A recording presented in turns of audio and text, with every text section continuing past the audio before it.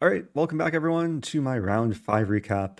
This is a special one because in this game earlier today, I played none other than Anna Cramling, who's been streaming all her games this event. And when pairings went up yesterday, I thought it was an April Fool's joke. Anna messaged me that we were playing each other, and I didn't believe it. But the pairing gods of, I guess, wanted the content creators to square off. And I should note that Anna has been streaming all of her games on her Twitch channel. You should definitely check it out. Her mom, Grandmaster Pia Cramling, has been doing commentary and did commentary for 3, 4 hours that our game lasted.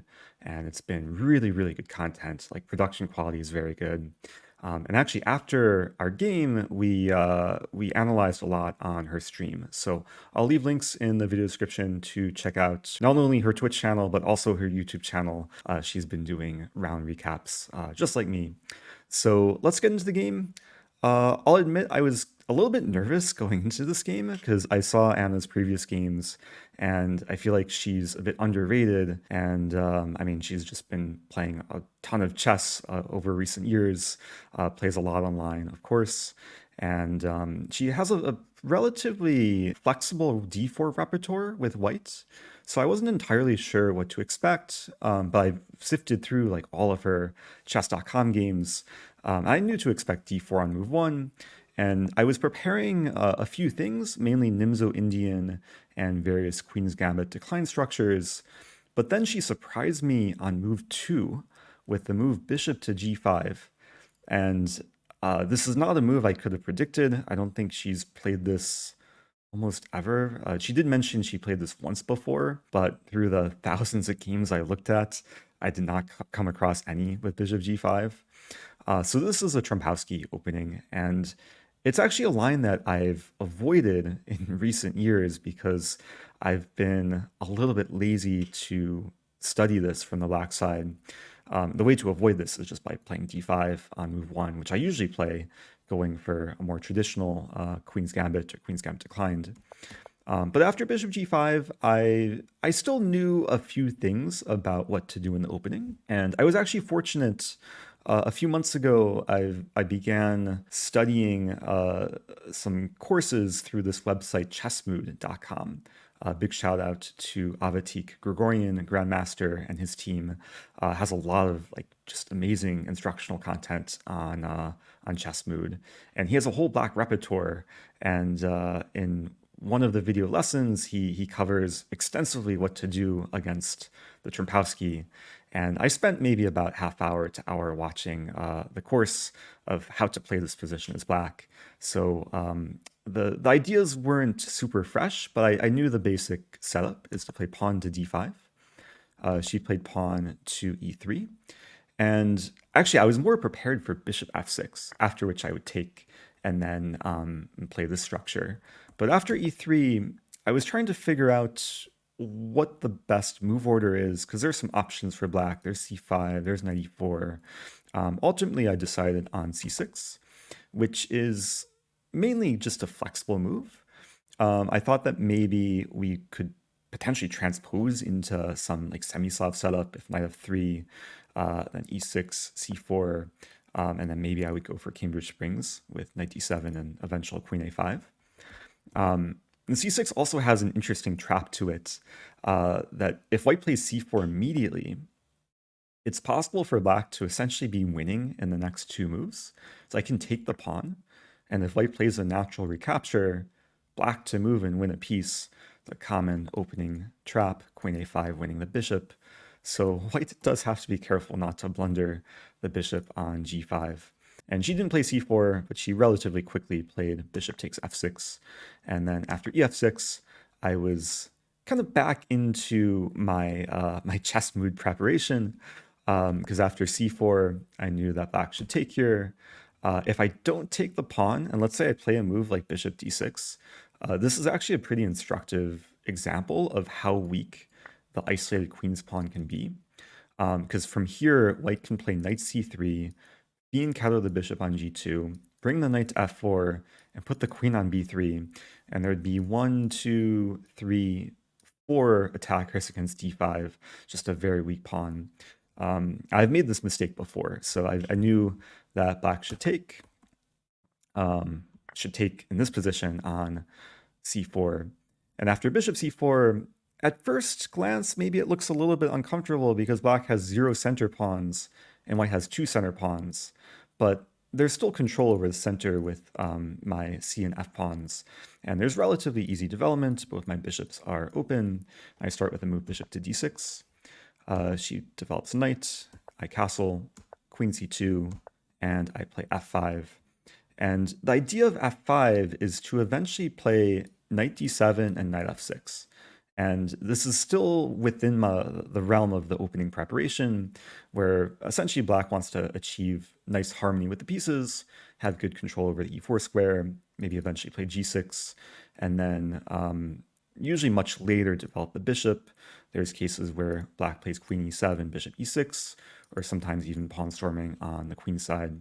So yeah, generally when you're in the opening phase, like a position like this, it's good to have a sense of where the pieces will ultimately go. Now she played knight f3 here, and I played knight to d7, and I really wanted to scream, "Oh no, my pawn!" But in a classical tournament, you're not really allowed to make much noise. So I just silently thought it to myself. And of course, she didn't take my pawn, even though it looks free. Not everything in life is free. And in this position, if you want to find the move for black to win material, feel free to pause the video. Of course, we can see the queen is aligned with the black bishop, and there's a very nice move, knight e5, hitting the queen, hitting the bishop, and preventing queen d3. So black would be winning material here. So the pawn is poisonous. It's a very important life lesson to don't eat poison. So instead of consuming the pawn, she attacked the pawn with the bishop. Now this move, I think, is maybe a small inaccuracy because a bishop generally is happy along this diagonal. And after bishop d3, I'm happy to play g6 and then have the pawn chain. And generally, bishops don't like to stare at pawn chains like this. But then she played a really interesting and aggressive looking move to try and justify bishop d3, that move being h4. And I was feeling a little bit of pressure here because white can be very quick to attack if I'm not careful. There's already ideas of h5, and if I move the knight to f6, h5 can come, and if I take, there is this exchange sack, and this looks just really bad for black. So I figured the only way to prevent white from playing h5 is to play h5 myself. And generally, it's not a great idea to push the pawns in front of the castled king. But in this case, my pawns are actually quite solid, and they restrict white's plans of attacking. G4 is very hard to achieve, and for the time being, E4 is not the most attractive. Now, I was actually thinking that E4 is perhaps a candidate move here. She didn't end up playing it. If she does, then the center opens up and the king is a bit vulnerable. There would be bishop to b4, and yeah, generally white should castle before opening the center. So for that reason, she decided to castle queenside. And this was an interesting decision. It's basically committing to having a sharp game where white will try and attack on the king side, and supposedly I'll try and attack on the queen side. In hindsight, for her, it may have been better to castle kingside, just because the knights enjoy the slower maneuvering game. White would have ideas of like g3 and eventual knight g5, perhaps maneuver the other knights, expand on the queen side. And I think this is a more patient approach for the position. But castling queenside definitely makes the game interesting. Here I brought my knight to f6. And then she surprised me, but she played a move which perhaps the position calls for, is pawn to e4. And it's a very transformational move because, for one, the center opens up, there's trades on e4, and white is left with this seemingly weak isolated queen's pawn. But at the same time, white's controlling space, and there's now a direct idea of taking on g6. And if I'm not careful here, and let's say I develop and she takes and takes and takes, then white could very easily force a draw with perpetual check. So I have to be careful of the potential sacrifices. and I opted for queen to f6. And once I played this move, I was feeling relatively comfortable because the king side is under control. It's very hard for white to get in this g4 break. And I have the two bishops in a more open position. And if I'm not getting attacked, then the bishop pair in this case can be a very nice positional advantage. So from here, she played king to b1, which I think is very reasonable because there's all these checks on the diagonal and the king is just safer towards the corner. Then I play a tricky move, rook to e8. This does have a threat to it. I wanted to play rook takes e4, queen e4, and bishop f5. She, of course, acknowledged the threat and played bishop to d3. Now, bishop d3 was another inaccuracy. She played this move relatively quickly, and it was very understandable. Like, I have a threat, and she just moves a bishop to a safe square. But here, it's really important for white to recognize the other possibility. And what she probably should have done was play knight to g5, which is a more active way of defending against my threat. And it actually forms a plan in the position because now she would unleash her f-pawn. And if white can play f3 and g4, then it's basically everything white wants to achieve. Get the pawn break and try and open files on the king side. Now against this move, I was going to play bishop to f4. And we analyzed this position a little bit after the game, and I realized it's not so easy for black, because white can still play f3, and if I win the pawn, I essentially concede the bishop pair, and she still has g4, and this would be a really difficult position to just understand what's going on, because after takes, there's queen h2 ideas, and yeah, it's just a complete mess. So fortunately for me, I didn't have to stress about that line. Bishop d3 was played, and now I play bishop to g4, and life was very good here, given that I'm completing development, the knight's pinned to the rook, and I'm threatening to win a pawn on f3 by just taking twice. Or maybe not taking twice immediately, because there's still bishop g6 ideas, but there's still a lot of pressure on white's position. And if we see from the timestamps, I'm doing quite well on the clock. And she spent a lot of time here to play her next move, knight to g5. Actually, only 9 minutes, but still a decent amount of time.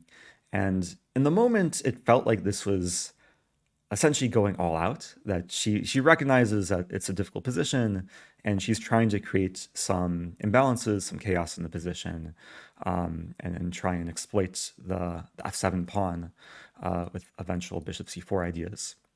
The problem for white here is I snagged the rook, and then I'm the one who gets initiative, so I have bishop f4, and this was a very useful move, just trying to remove the knight. And sadly for her, she had to move back to f3, and then I played king g7. And yeah, life was very good because I'm up the exchange, and yeah, it doesn't seem like white has any compensation for it. So from here, I thought the win would be pretty straightforward, but she was very resourceful in fighting on, and the game continued. Rook g1, ideas of playing pawn g4. I played rook d8, and then she played pawn to a3. Now, after the game, she mentioned a line of something that I actually completely missed. The reason why she didn't play g4 was after takes, black has a really cool move here. And during the game, I was thinking, oh, in this position, I'll play something like bishop c7 and hit the knight, and okay, black should be doing well. But there's an even cooler move. I can sacrifice a queen. Queen takes d4. Oh no, my queen. And then rook e1 is leading to checkmate. And this would have been a really aesthetic finish. And that's why she played a3, is because yeah, white can't play g4 so soon, and it's important for white to at least create some luft, so there's no back rank problems. So we didn't go into that line, but I was happy to play bishop c7, now essentially unleashing the queen, so preventing the g-pawn from moving. And here it's really not easy for white to find a move. And she played a move which I was really not expecting, pawn d5. just essentially checking a pawn, maybe in desperation, but trying to open the position. After I take, she plays bishop e4, hitting the rook. I move back, and then finally pawn g4. So it does seem like there's some pressure here with the g file seemingly guaranteed to open. However, I do have a nice counterattacking move, queen f4, and she told me after the game she did not see this coming. I'm hitting the bishop and the pawn. She decided to play queen c3 check. I play king g8. She plays bishop to c2, covering the bishop, but then I win the pawn. And after knight g5, I take on f2. And here I thought I'd be winning within a couple more moves, but she kept fighting. She took on g4. I played queen e1. We trade queens. And then in this position, I kind of had an embarrassing moment, and there's a clip of it on stream where I was so set on playing rook d2. I was calculating lines like rook d2, bishop b3, and rook e2 going after the b pawn.